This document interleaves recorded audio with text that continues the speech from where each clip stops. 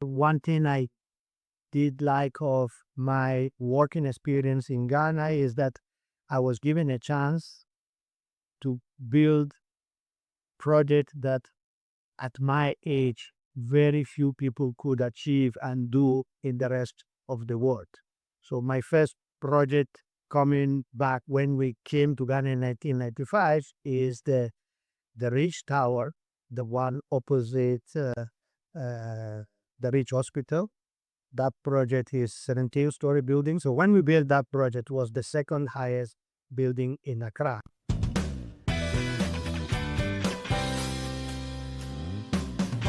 Today, we have here someone special.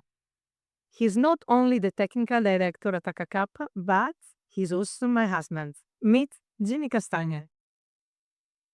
Hello, nice being here in my office.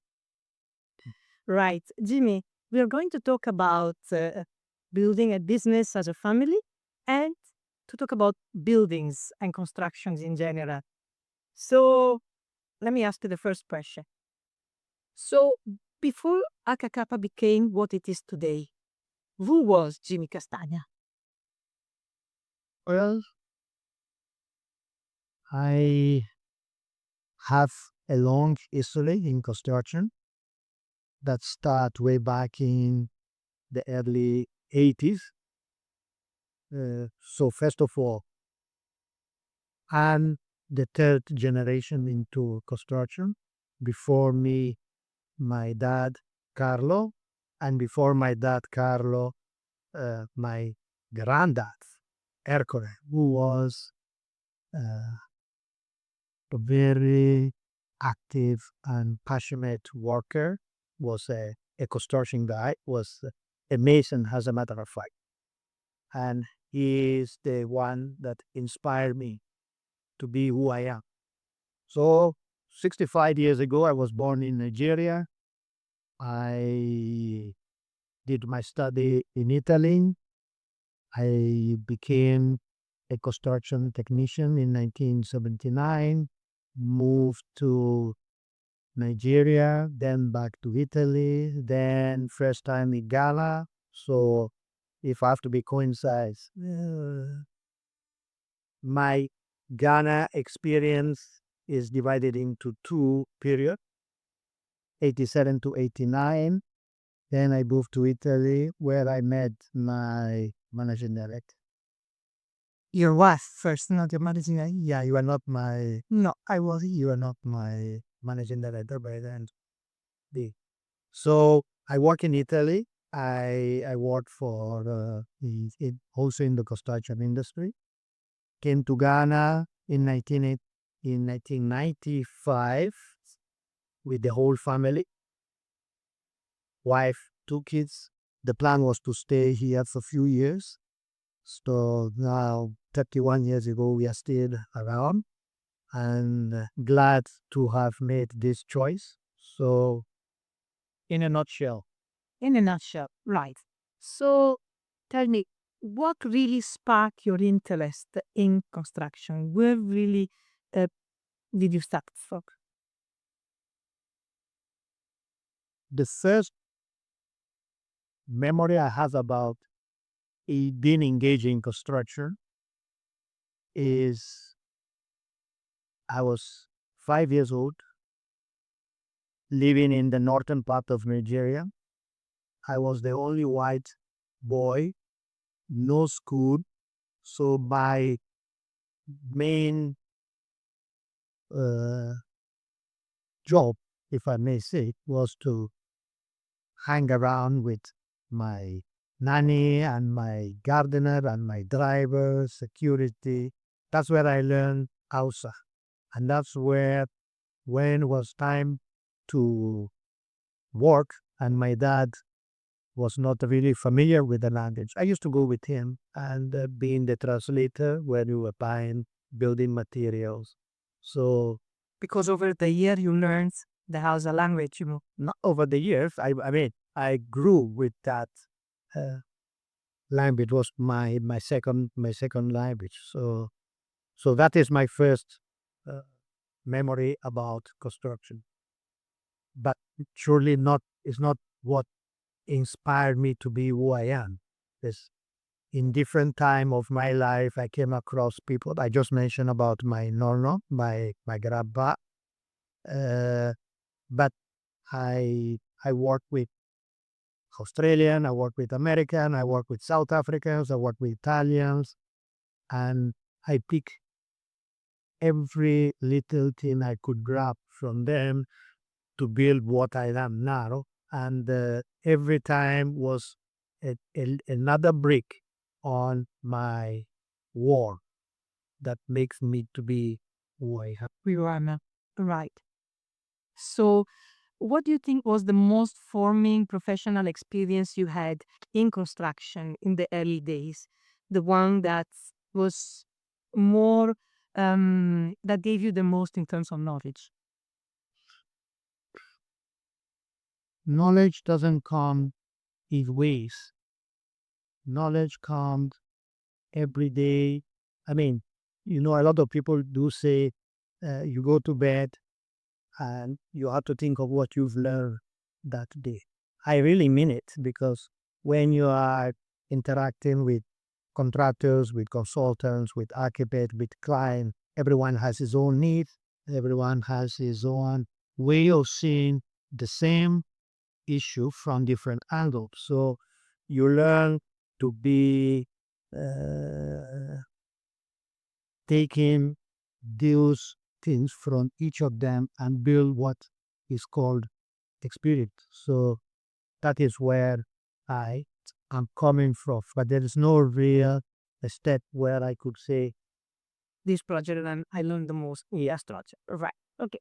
So now I think I know you quite well. So I think I know that you have a passion, apart from a passion for me, a passion for construction, right? And over the years, you build um, different projects. Do you want to tell us a little bit about which project was the most challenging and which other project is for you the one that you're most proud of?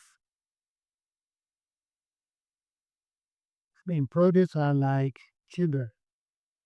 You love them in the same way. You put passion, you put energy, you dedicate them time, you transfer your knowledge to them.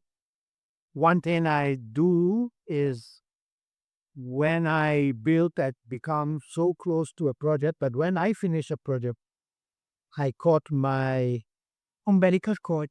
exactly. For me, is gone, ready for another one. But if I have to mention project, I mean, uh, one day with the department, with my design office, we were trying to count the number of projects we did in Accra. So from when I came, not only Accra, sorry, Accra and Italy.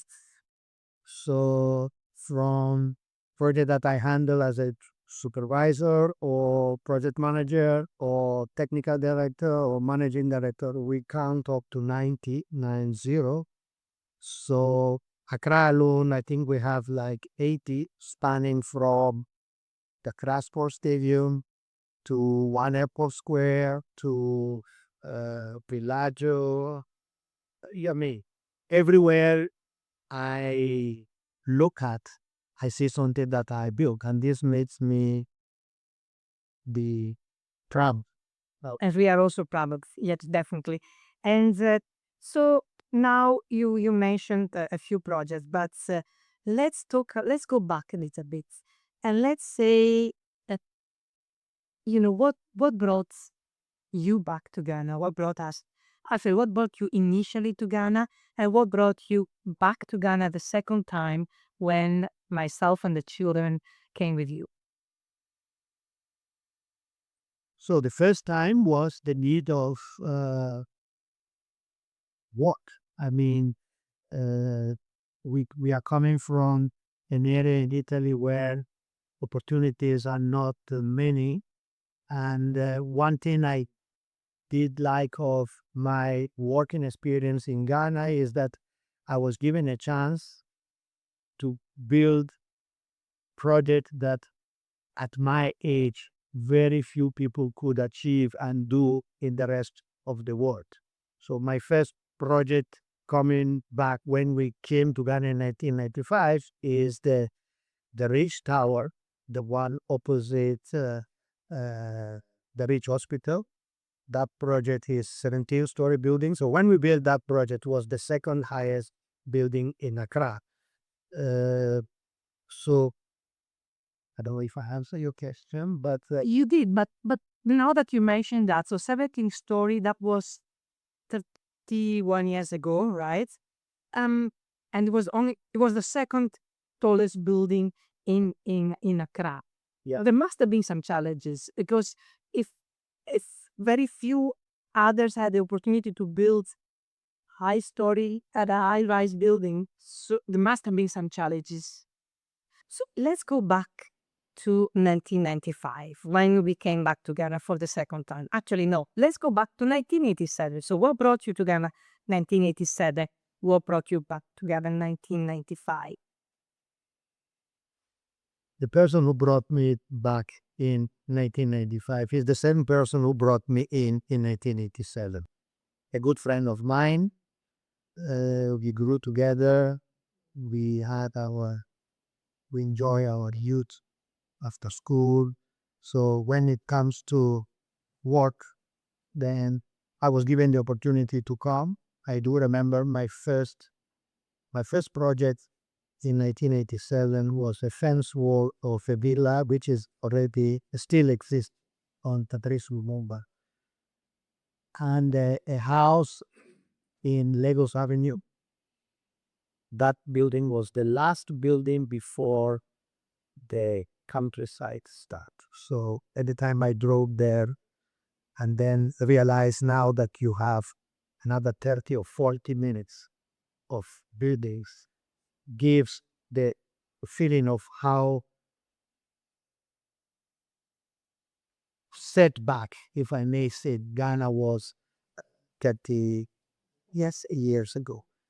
So when I came to back to Ghana 1995, there was no much different because at the end, uh, the first project I did then was the Smith Tower, second tallest building of Accra at that time. New technologies. We were all learning because was a new construction system. Workers were not used to it. I myself was the first building I was high rise building I was doing. So challenges were many. So, definitely, Ghana has changed a lot in 30 years. As you said, that house you built in Lagos Avenue in East Legon in 1987 was the last house of the residential area. There was nothing else after that. And Accra has changed so much. And just by a point of view, you probably don't know that the house in Patrice Lumumba where you built the fence wall, Akka Kappa rented it to a reputable client. So history is still there. So, but let me ask you, what were the challenges back then when in 1995 y- you came to Ghana to build the second highest building in the city? I'm sure there were challenges because not so many construction company had the opportunity to build high-rise buildings at the time. What challenges you get it from all angles. Materials.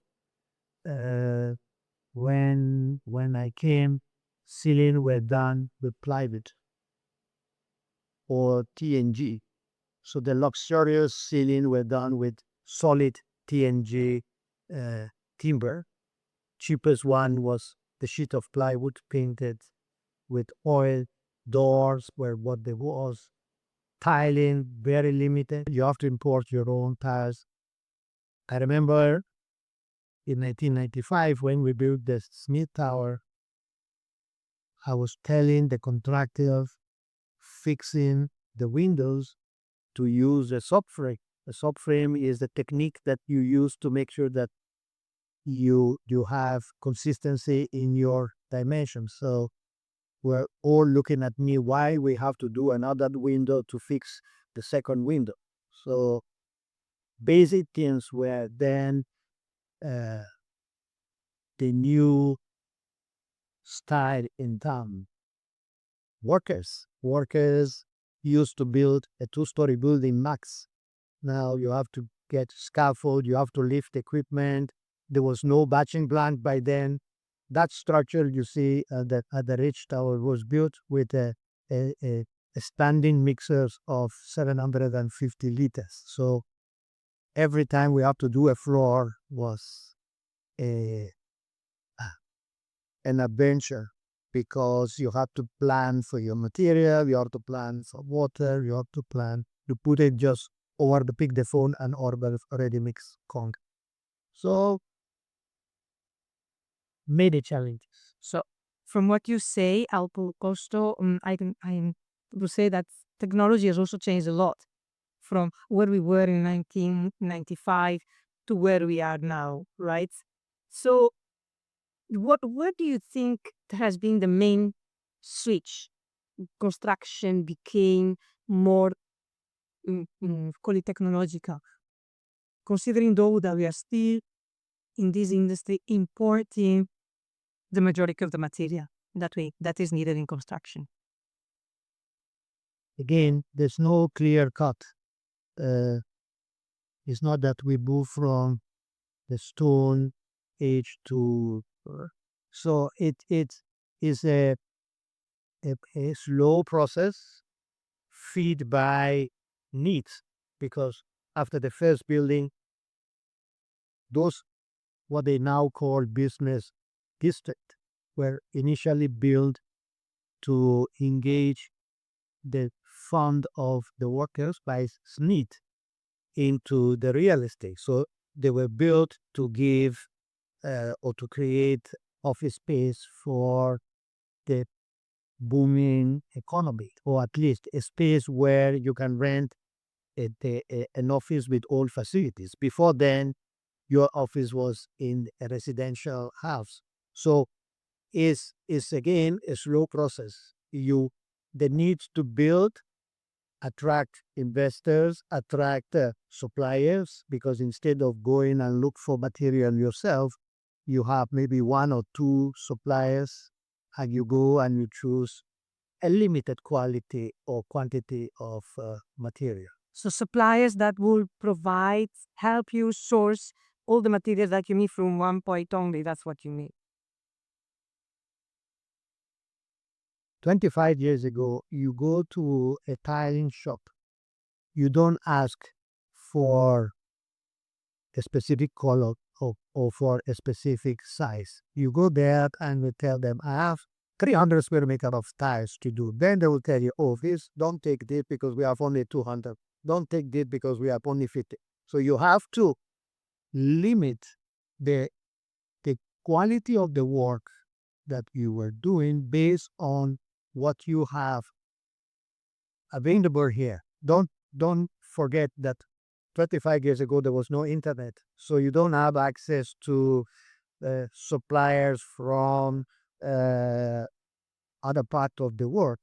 They were not even China at that point in time was not feeding the global market. So the tires were coming from Italy because that is where tires were produced. Uh, Aluminium, glazing, there was only one company by then. So deals were a little bit limited. And again, Ghana by then was not a booming market. So the number of projects were limited. And also the contractors were not many. So it was like a niche where everything was under the control of few companies. And is when, after I think the 80s, that things start to grow a little bit. So now in construction, we've seen a huge change, as we just said, right? But what I think distinguish you from many others is your desire for the attention to details, for the quality of the construction, and when I say quality of construction, I'm referring not that much to the finishing, but to the structural aspects, because very often we underestimate that a building doesn't sit by itself. It needs solid foundation and a proper construction technique. How do you see this change? And what is making you so particular about the quality of construction, the desire to have, a higher standard of buildings? Again, it's a slow process. In 1996, when because you came with me to Tarpua, building uh, a new mine, our consultant were Australia, and obviously you go to site, they give you book of 100 pages, if not 1,000 pages, with specifications, drawings, details, which we were not used. So it's then you start to learn that you don't eat always the same food. It's not only fufu, if I may say. I love fufu, but it's not only fufu. You have other dishes. So you have needs for each aspect of construction. You have way of doing things in different way. I just give you an example. 1 airport square, which we all know. Uh, I build 1 airport square is a project which is now copied elsewhere in the world. You see a lot of these diagonal columns, but this is perhaps the only one which is being cast in situ, meaning the what big concrete pour on each and every color. So there was a challenge that you take a, something that enhance your standard, takes you to another level, both professionally and also in terms of knowledge. Definitely, I remember that project very well because all these columns, I think I remember very well, because you often came so stressed, and I have to go to site because they're pouring concrete now, and they're doing the column like this and the other column like that. So that was an interesting project, and is definitely a landmark at the moment. And And I made my first stand on 1 airport square. you mean your heart stands? My heart stand. I have three. One is 1 airport square, another one is Orca expansion, and the third one I just took it because it was for free. Right. Okay. So that's how construction can be stressful. Construction can be you have a big responsibility. You're not just selling an item. You have a responsibility to build to a certain standard within the time, within timelines, within budget. You have to manage hundreds of employees, of workers. How did you manage all that stress? Not very well, I know. Oh, the stress is not easy, but of course, a project becomes stressful when you don't know how to execute. It becomes stressful when you come across a lot of uh, unforeseen or unexpected challenges. So, construction, likewise, many other activities you do. I mean, you can open a restaurant and sell crab sandwich. You can open a restaurant and sell French cuisine. You can open a restaurant and take it to the maximum level.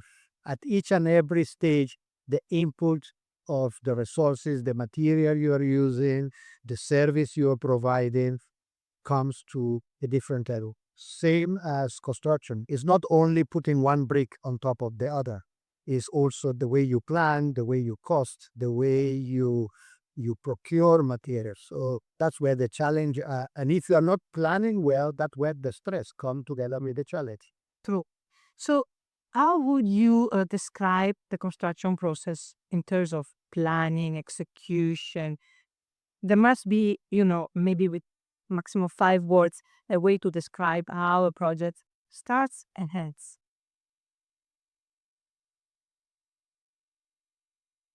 When you start a project, you should have implemented a series of uh, activities, if I may say, because uh, I advise my client that the project cannot start until you finalize one fundamental thing, which is the budget.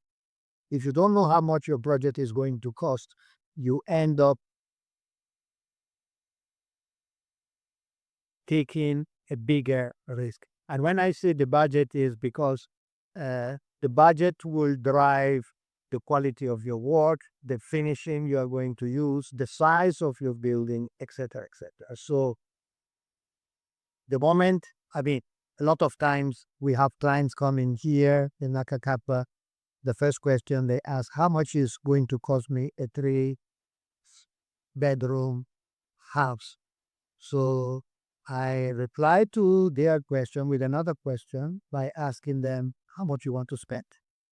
Because I can build you a 3 bedroom house with marble tiles, or I can build you a 3 bedroom house with ceramic tiles, with knuckle louvers, or with aluminiums. I can put ceiling fan, I can put air conditioning. So till you tell me what you want, it's very difficult to say how much it's going to cost.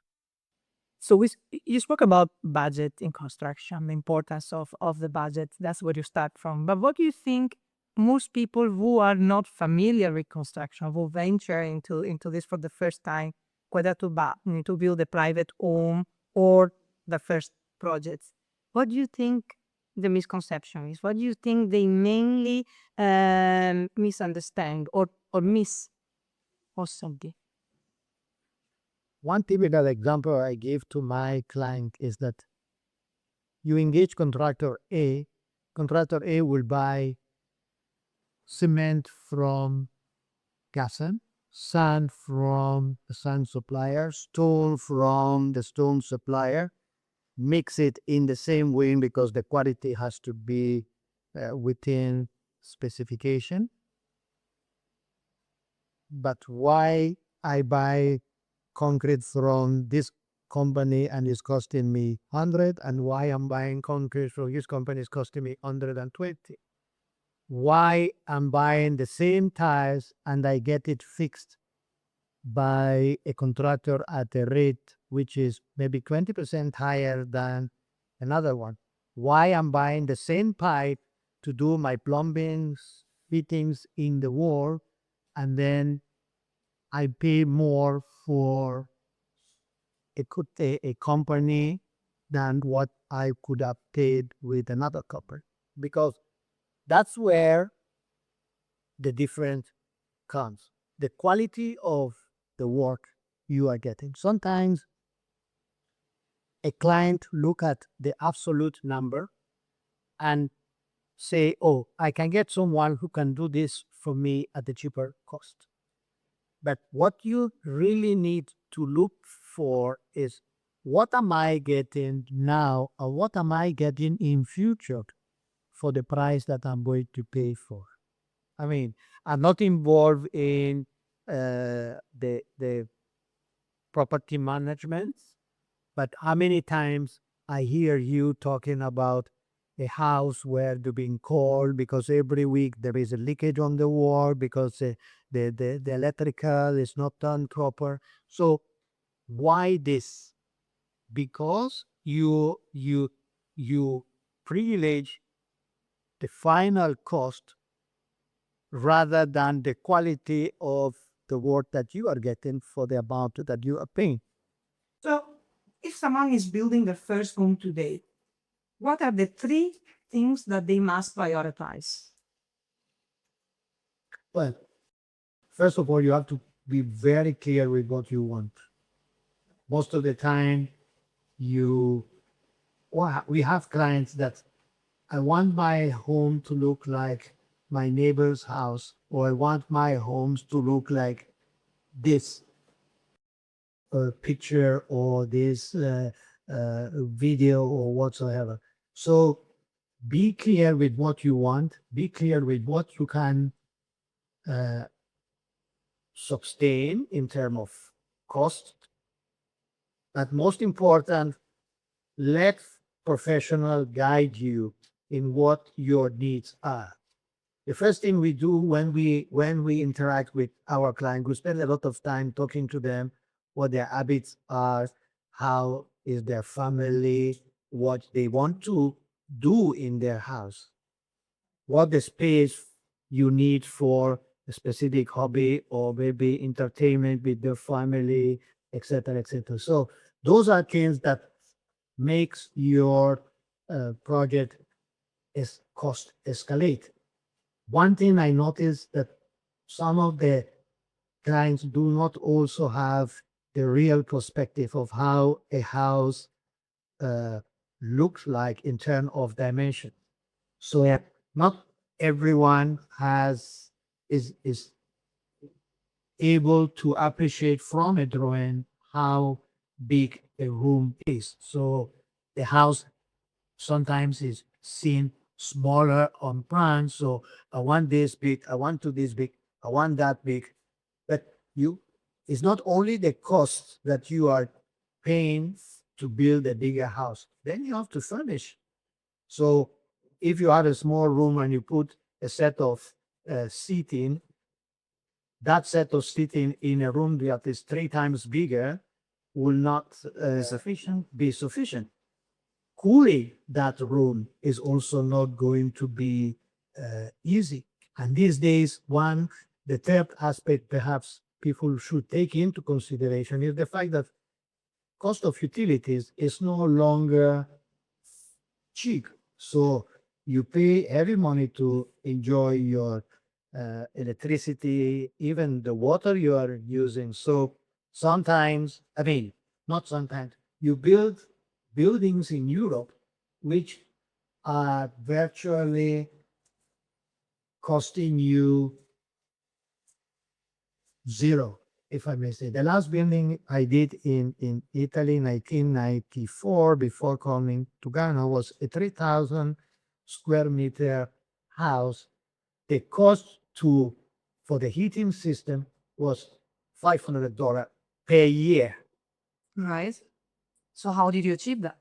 We achieved that because walls were built very big, thick with insulation, so the heat transmission was controlled. So very cold in summer, keep the heat in winter, double glass, triple glass, all sort of things that you may pay at the beginning, but you enjoy later. Definitely. And I think in Ghana we're still far from that. In general, from what I see, we privilege or we give more importance to the aesthetic than to building sustainably, building projects that are energy efficient. And I think generally that's a problem across. Maybe it's too early for Ghana, you think, for sustainable and energy efficient construction?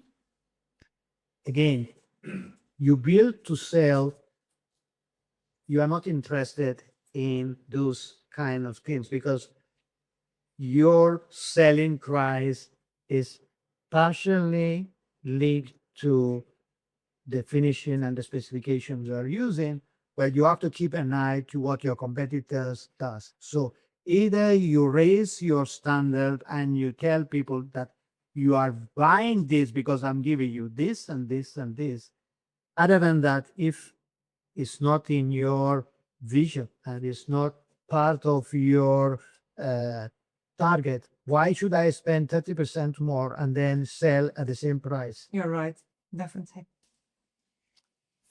So, in three words, how do you ensure that Akka Kappa maintains quality on all our construction sites where we are consulting? Well, I think one word will say all consistency. You have to be consistent with your quality control, you have to be consistent with your supervision, you have to be consistent with the processes. So In three words, okay, perfect. So, Now, many people want to invest in property from a construction perspective, right? From your point of view, what determines whether a project becomes profitable? Profitable for who? For the builders, for the investors, or for the end utilizers? Because the three have different needs, different target, different way of achieving their target. Right. So So you don't think there is one aspect that is profitable for all? it it could only be no, I don't think there is. All right. What? So for the final user, what do you think the buyer? The final user buys based on what? The way the how good the real estate agent is in selling, and even the real estate, what does it sell to the final user? How do we approach projects differently at Akka Kappa? Well, we try to stick by our principles. I mean, we don't want to cut corners. We don't want to uh, give clients false expectations. We want to make sure that he gets what he pays for, and the quality should always be up to standard. Right. So now we spoke about your life in the construction industry in general and in Ghana. Let's talk about our married life a bit. Let's make it a bit interesting. Sorry, I have to go. Now, let's address what everyone is thinking. What is it like working with your wife? Interesting question. Is I mean, we've been together for 30, how many? Six. At least 76 years. So, and working together is, I think, nothing different than living together. Because even when we work, we go through challenges, we go through different opinions, but the secret is always to find a good way to match our needs. to compromise. Who compromises? Obviously. Mm. Have we ever disagreed on a project? Mm, yes. I mean, in many cases, let's say that we now learn our areas of how would I say Competence? competence. So my competence ends where her competence starts.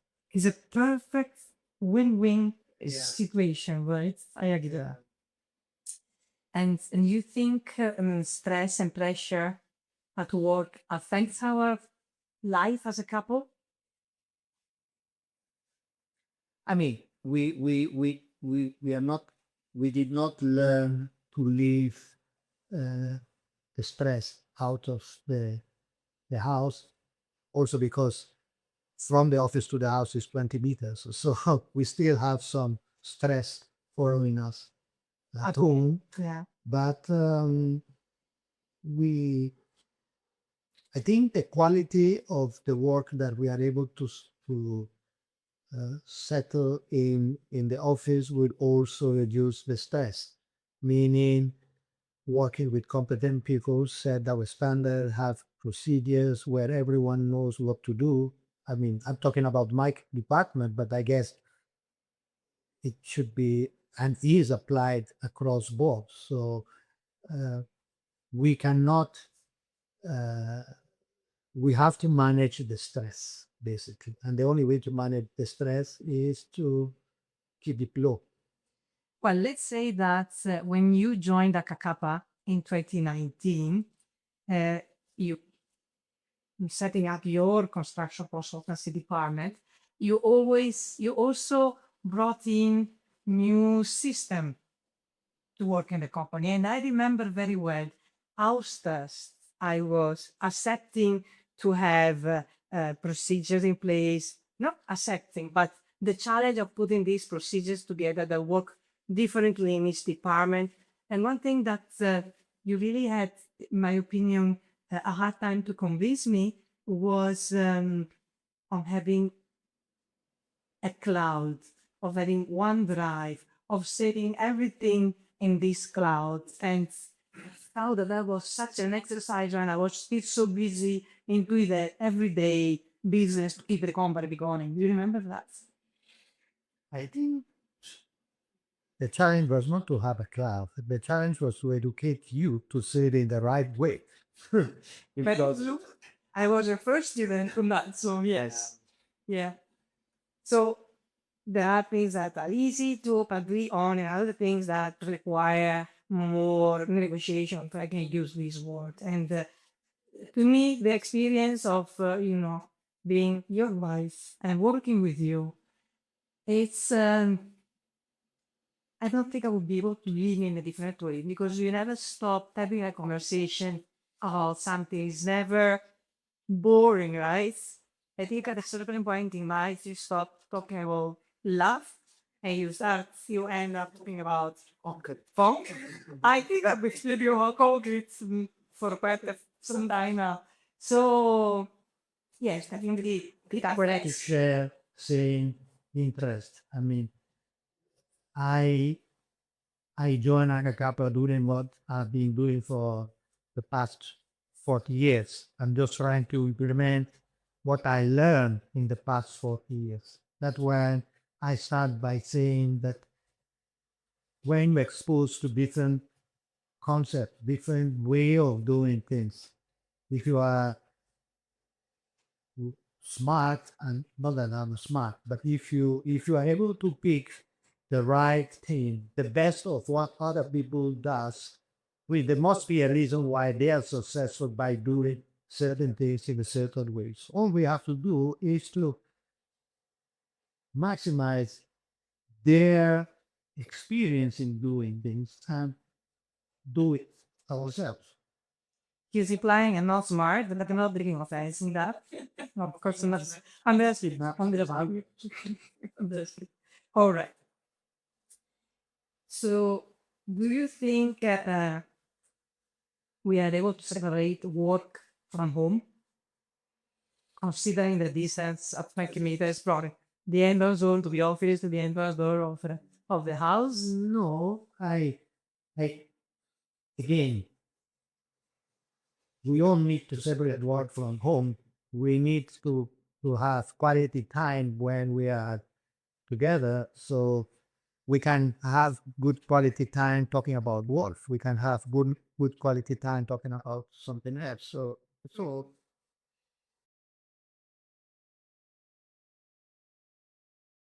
What advice would you give a young couple who wants to set up a business together?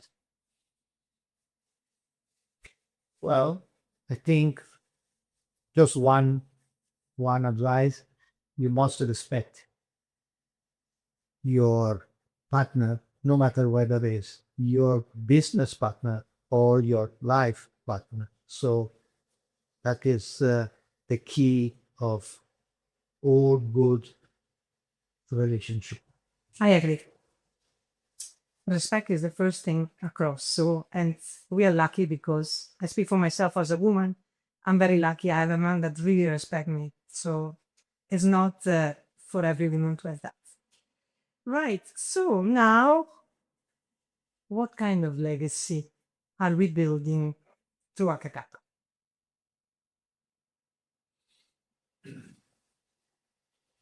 When you get to my age, you start to rewind your life and see what would be left after you've gone. So not only with your family, like with your friends, with your colleagues. So I always ask myself, what would be remembered of Jimmy Castagna one day?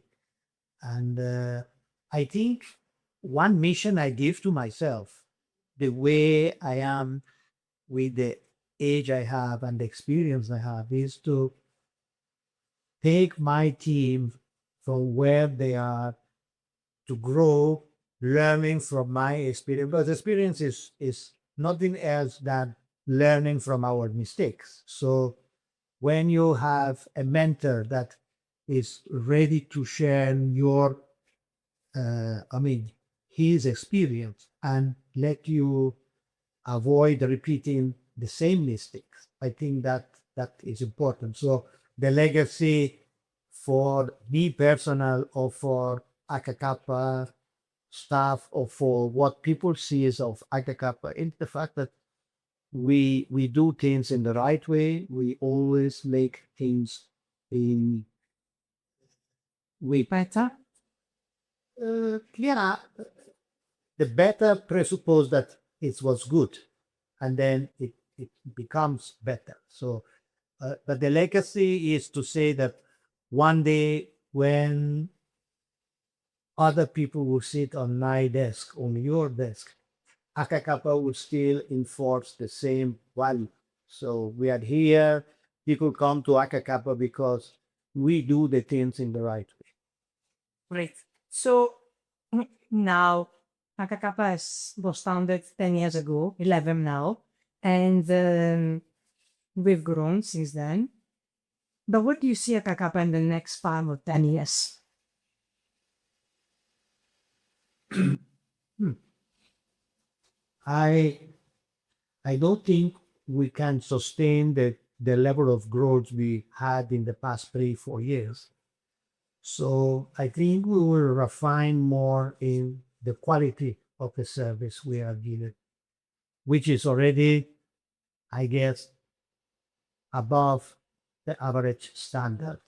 But there is no limit to improve. So all we have to do is to learn every day from the little mistakes we do, perhaps put in place measure to avoid repeating this mistake, be consistent in what we are doing, be happy to work with the team we have because everyone contributes in in his own way to the growth of the company. So give them the opportunity to keep on growing because when Akka Kappa grows, also our team grows. So Absolutely.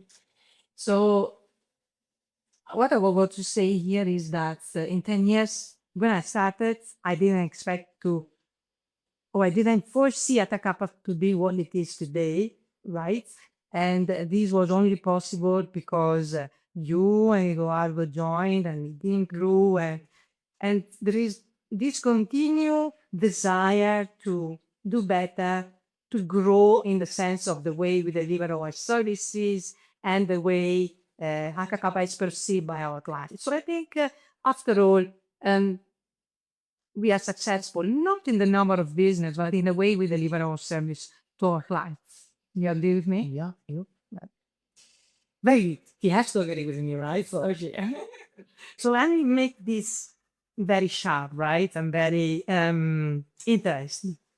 Who's more detail oriented between the two of us? me, sure. Sure. Okay. Who takes more risks? I did more risk. I I I take calculated risk. I think the risk what you need to do is to know your limits and then move accordingly. But between the two of us, definitely is me. I agree with you. And now we know who's more patient? Well, I have to say you. No, you know it's me. That's Yeah, that. it's you, it's you. And if you could describe me as a leader with one word, Yes. so, and if I describe you with one word, all right, as the technical director or as my husband, Mm. yes, passionate is the right word. He convinced me in 30 minutes with passion. All right. So building homes is a serious work, and building a family business is not easy at all, and is also a serious work. So Jimmy, Thank you for your time. It was a very interesting conversation, and I hope we will have more of this. It's my pleasure. Thank you for having me in my office. Thank you for hosting me here, right? So, building homes is a serious business. Building a family is a serious business. And at Akka Kappa, we take everything very seriously. And we deliver our service with commitment, with integrity, and for long-term value. Thank you for listening.